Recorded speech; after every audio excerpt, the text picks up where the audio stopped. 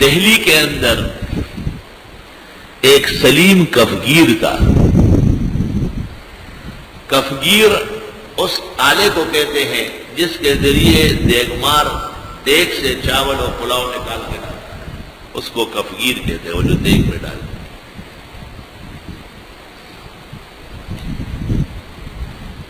اس کے پاس ایک پنڈت آیا یا کوئی جوگی آیا ہندو مذہب کا، اور اس نے سلیم کفگیر کو کہا کہ اس دیگ میں کیا ہے؟ اس نے کہا سالن ہے، چاول بیچتا ہوں. کہا آپ اپنے خدا کو کہے نا کہ اس میں سے چاندی اور سونا نکالے. اس نے کہا وعدہ کرو کتنے لوگ مسلمان ہوں گے.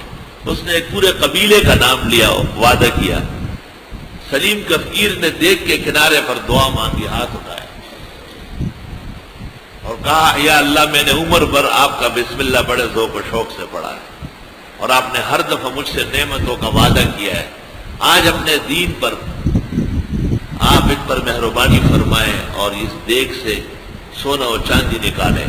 اور کفگیر سمانا ایک بھر کے ڈالتا ہے تو چاندی نکلتی ہے، دوسرا ڈالتا ہے تو سونا نکل رہا ہے.